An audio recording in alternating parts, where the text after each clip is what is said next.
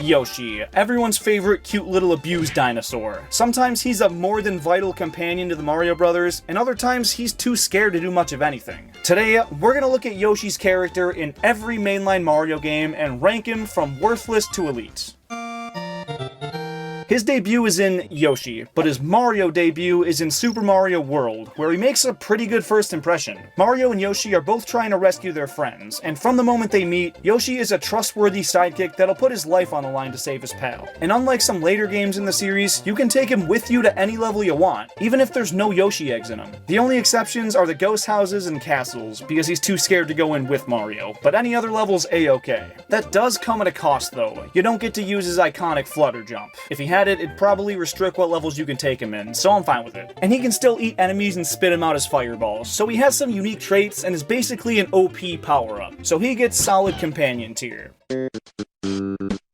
In Super Mario World 2 Yoshi's Island, Yoshi is the main hero. When a baby Mario falls onto his back, he makes it his life mission to protect that baby at all costs and bring him back to his mom and dad. Here, Mario's a bigger liability than Peach has ever been, and that cry is burned into my brain as one of the most annoying sounds in gaming. But even still, Yoshi insists on protecting him against Kamek's forces. This game introduces his flutter jump and the ability to stockpile eggs and launch them at faraway enemies and question marks, which make playing as him feel really distinct from a traditional Mario. It's a no-brainer. Elite! And no, I'm not going to include the rest of the Yoshi's Island games, because 1, they dropped the Super Mario prefix, and 2, because they'd all be elite, man. Who do you think you're kidding? This game barely even features Yoshi. He's not playable, rideable, or anything like that. He sits on top of Peach's castle and gives you 100 extra lives after you beat the game. I'd normally call that pretty freaking useful. I mean, it basically eliminates game overs, but since he only does that after you collect all 120 stars and fully beat the game, there's really no use for him at that point. And knowing he was around this whole time not helping Mario makes this a pretty easy worthless tier. Mario Sunshine is the first 3D Mario game to incorporate Yoshi, and he's pretty useful. After beating Pinna Park Episode 4 and saving the Yoshi egg from Shadow Mario back in the plaza, he becomes fully playable in about half the game's areas, and he's vital to beating certain missions. Instead of spraying water like Mario, he sprays fruit juices that turn enemies into different types of blocks, and it's a weird gimmick, but it helps Mario a good bit, so I'm not complaining. The only downsides are that touching water immediately makes him evaporate, and that he's only usable in a few select episodes. We'll give him limited but useful, because when he's there, he's clutch, but he's not there much.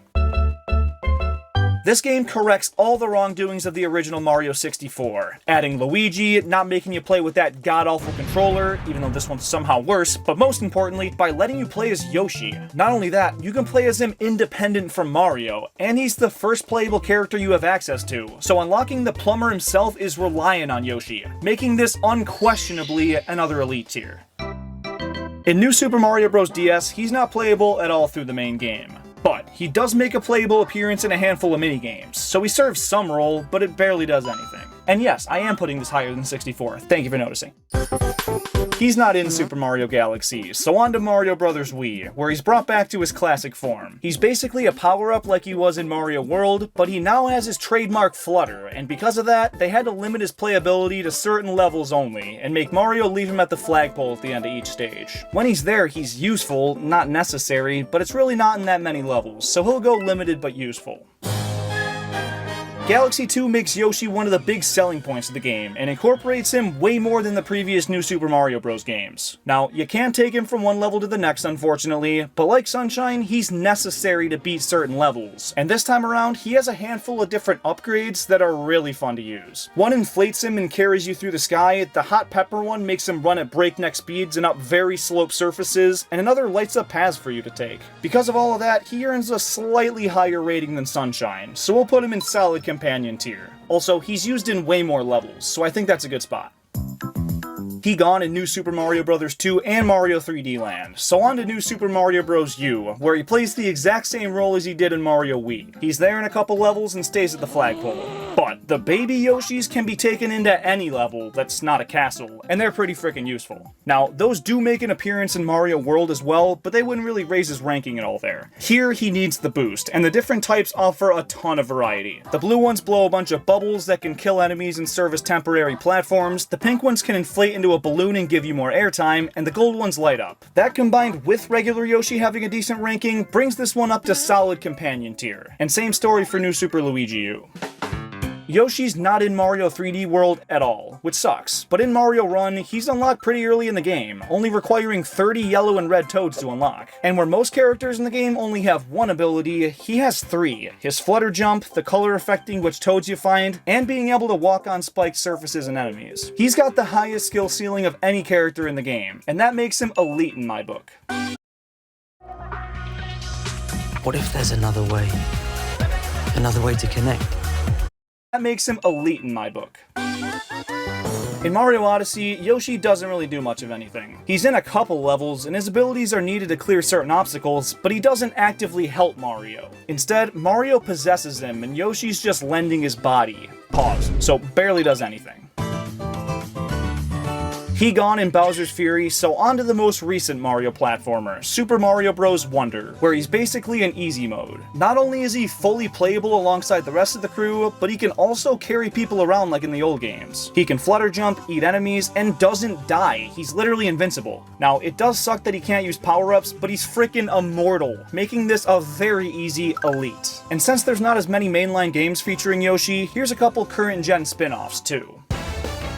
In the latest Mario Golf, he's a pretty high-tier character. With the game's focus on running after your ball, Yoshi boasts the best speed stat in the game, and with a pretty good special shot, it makes him one of the most appealing character selections. In Smash Ultimate, Yoshi is one of the most annoying characters to face online. Getting turned into an egg is so infuriating, and people only play this character when they know how to absolutely clown on you. Apparently though, he's only considered a somewhat mid-tier character, so we'll put him in the middle. Mario Tennis makes him another mid-tier. Nothing special about him, but he's not a terrible choice. Also, it's tennis, there's not really that many big stat differences. In the most recent update of Mario Kart 8 Deluxe, Yoshi Teddy Buggy is the most OP combo in the game. That's why you see it online so much. So this one's cake. Elite. And the last bonus game we have is Mario Strikers Battle League, which is the only Mario sports game where he's considered a lower tier. He's not a good scorer and is really high in technique, so he's situational at best, and deserves a barely does anything. And there you have it. Real quick, if you take your Nintendo Switch on the go a lot and wish it was easier to lug around, you gotta ditch that clunky old dock. It's bulky, flimsy, and really doesn't have a good reason to be. And Accelerate Gaming's portable dock is the solution you've been waiting for. It cuts the unnecessary plastic of Nintendo's and gives you a sleek, durable, and very portable alternative. And it's only 20 bucks, so if you want to enhance your Switch setup and support this channel, go grab one now and use code JeremyK to get an additional 10% off your order. There's a very limited amount of uses on that, so redeem it while you can.